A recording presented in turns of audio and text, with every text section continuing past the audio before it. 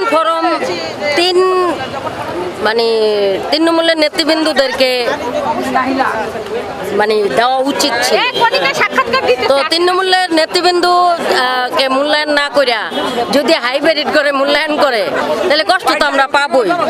তারপরেও আমাদের সিনিয়র বড় বোনরা আছে, তাদেরকে সংরক্ষিত আসন যাদেরকে নমিনেশন দেয় নাই 30-35টা সিট শুধুমাত্র, তাইলে কারে থুয়া কারে দিব? তাহলে কি এর মনোনয়ন ফরম কিনবো? এখন ওই যে হাইব্রিড আওয়ামী লীগ আছে কিছু যারা সারা জনম মাঠের আশেপাশেও দেখি নেই, এরা মনোনয়ন ফরম কিনছে, টাকা জমা দিছে। আজকে দেখলাম তারা প্রধানমন্ত্রী তাদেরকে ডাকছে, তারা এখানে আসছে। তা আমরা আসছি, আমাদের বড় বোনরা কিনছে, বড় বোনদের সাথে আসছি, খুশি লাগতেছে দল ক্ষমতায় আসছে। কিন্তু আমাদের মনোনয়ন ফরমও কিনা লাগবে না, আমাদের এমপিও হওয়া লাগবে না, আমাদেরকে এমনিতেই চিনে সারা বাংলার মানুষ। আমাদের পদ পজিশন দিয়ে কি করব? আমরা 17 বছর মাঠে ছিলাম, আমাদের যে 17 বছর মাঠে ছিলাম আমরা, এইটাই আমাদের পদ পজিশন। আমাদের আর পরিচয় লাগে না, আমাদের এমপি হওয়া লাগে না, আমাদের কিচ্ছু লাগবে না। আমাদেরকে প্রধানমন্ত্রী তারেক রহমান যদি চিনে, আমাদেরকে মূল্যায়ন করবে, তৃণমূলের নেতৃবৃন্দদেরকে সে ডাকবে, আমাদেরকে কিছু না কিছু তো দিবে, অবশ্যই দিবে। আমরা সেই প্রত্যাশা রাখি, সেই প্রত্যাশা নিয়ে আমরা আনন্দে ঘুরে বেড়াচ্ছি। কেবলমাত্র 2 মাস হইল, 5 বছর সে ক্ষমতায় থাকবে। 5 বছরের ভিতরে আমাকে অনেক কিছু দেওয়ার আছে, অনেক কিছু দিবে। আমরা সেই অপেক্ষায় আছি। ভাই আমাদেরকে ডাকবে, এরকম একটা দায়িত্ব দেখ ভাই আমাদেরকে, যে প্রধানমন্ত্রী আমাদেরকে এরকম একটা দায়িত্ব দেখ যেন আমরা জনগণের সেবা করতে পারি, জনগণের জন্য কাজ করতে পারি। সেবার জন্য একটা নেতৃত্ব সেবাই চায়, তাই না? যে জনগণের সেবা করতে চাই, এরকম কিছু একটা দিবে। কিন্তু ওই শেখ হাসিনার চোরের মতন চুরি করবো ওরকম পথ চাই না, ওরকম দায়িত্বও চাই না, বাড়ি গাড়িও করতে চাই না, নর্মাল থাকতে চাই। আমরা ডাল ভাতে মাছে ভাতে বাঙালি, আমরা ওই মাছে ভাতে বাঙালি থাকতে চাই। তবে আমাদের যে প্রধানমন্ত্রী তারেক রহমান, উনি যে প্রত্যাশা দিয়ে ক্ষমতায় আসছে, সে তার দেওয়া কথা সে পালন করতেছে। অবশ্যই সে যা কথা দিয়ে আসছে তার চাইতে বেশি কিছুই করতেছে। আশা রাখি এটা ভালোই চলবে। এই দেশের মানুষ এখন অনেক খুশি বিএনপি ক্ষমতা আসাতে।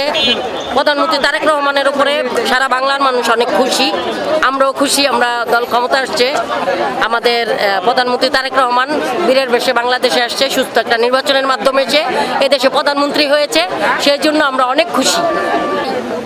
আমরা দলকে ভালোবেসেছি। আমরা কখনো রানীর যদি সাজার ইচ্ছা থাকতো তাহলে আমরা এই রোদে পুইরা মেঘে বিজ্জা রোদে শুকাইতাম না। আমরা এটা আপনারা দেখছেন যে 17 বছর আমরা কিন্তু মাঠেই ছিলাম, মেঘে ভিজছি, রোদ্রে শুকাইছি। আমাদের চেহারা এখন পুইরা ছাই হয়ে গেছে, আমাদের সংসার পুইরা ছাই হয়ে গেছে, আমাদের ফ্যামিলি বলতে কিছুই নাই এখন যদি প্রধানমন্ত্রী আমাদেরকে মূল্যায়ন করে তাহলে আমরা সে হয়তো একটু ভালো থাকতে পারবো, কিন্তু এর বেশি আমাদেরকে কিছু চাওয়ারও নাই, পাওয়ারও নাই। আর হাইব্রিডটা তো মেকআপ লাগাবি, এটাই স্বাভাবিক।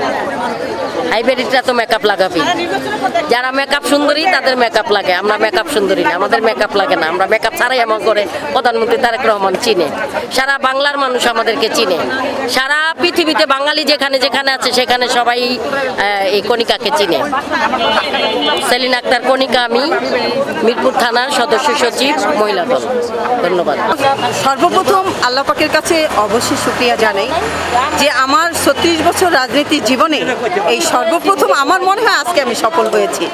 কেননা আমাদের জাতীয়তাবাদী দলের চেয়ারম্যান জনাব তারেক রহমান আমাদেরকে ডেকেছে, আমাদের সাথে কথা বলেছে, আমাদের কিছু হলো কথা শুনেছে। হয়তোবা সময় সংকীর্ণতার জন্য আমাদের দুঃখ সুখের কথা সব না শুনতে পারলেও কিন্তু আমাদের কথা শুনেছে, আমাদেরকে মূল্যায়ন করেছে, আমাদেরকে ডেকেছে। এই জন্য আল্লাহর কাছে লাখো কোটি শুকরিয়া আদায় করি। আবারও বলবো আলহামদুলিল্লাহ। আমি 1991 সালে বিক্রমপুর টঙ্গিবাড়ি সরকারি কলেজের মহিলা সম্পাদিকা নির্বাচিত হই এবং একই কলেজের 93 সালের আমি এজিএস ভারপ্রাপ্ত এজিএস হিসেবে ওখান থেকে আমার রাজনীতি পদচারণা শুরু। আমি হাঁটি পাপা করে আজকে জাতীয়তাবাদী নির্বাহী কমিটির সদস্য হয়েছি। আমি মুন্সিগঞ্জ জেলা আহ্বায়ক কমিটির সদস্য এবং আমি মুন্সিগঞ্জ জেলা মহিলা দলের সাবেক প্রেসিডেন্ট। আমি ওখান থেকে উঠে এসেছি। কিন্তু আমার রাজনীতি রাজনীতি জীবন দীর্ঘ পরিক্রমার মাঝে আজকে আমার মনে হয়েছে সত্যি আমি সফল হয়েছি।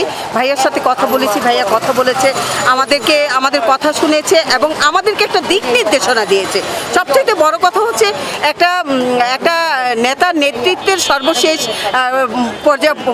পন্থা যেটা, যে একটা নেতৃত্ব দিতে হলে একটা দিক নির্দেশনা লাগে। সেই দিক নির্দেশনাটা আজকে আমরা পেয়েছি, এই জন্য আল্লাহর কাছে আবারও শুকরিয়া আদায় করলাম।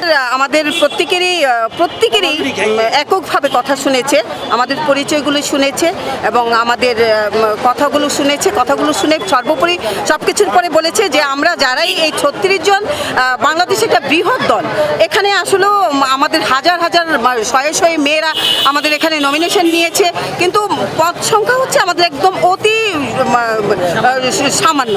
সেখানে হচ্ছে আমাদের মাত্র 37টা পদ, সেখানে কিন্তু আমাদের এই শত হাজার মেয়ের পাশে আমাদের এই 36টা পদ একদম নগণ্য একটা পদ, কিন্তু সেখানে আমাদের 36 জনকে দিতে হবে, কিন্তু আমরা তো হাজার মেয়েরা পাবো না।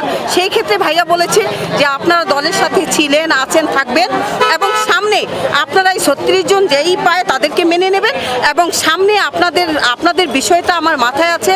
আপনারা কে কোথায় কিভাবে বসবেন, কার কি করতে হবে সেইটা আমি জানি। কেউ আপনারা আশাহত হবেন না, আমি আপনাদের পাশে আছি, থাকবো, আপনাদের আমি দেখব। এই জন্য ভাইয়াকে ধন্যবাদ যে ভাইয়া আমাদের পাশে আছে, থাকবে, দেখবে। এইটাই চেয়েছিলাম এবং এইটাই আমরা পাবো, এটা আমরা আশাবাদী।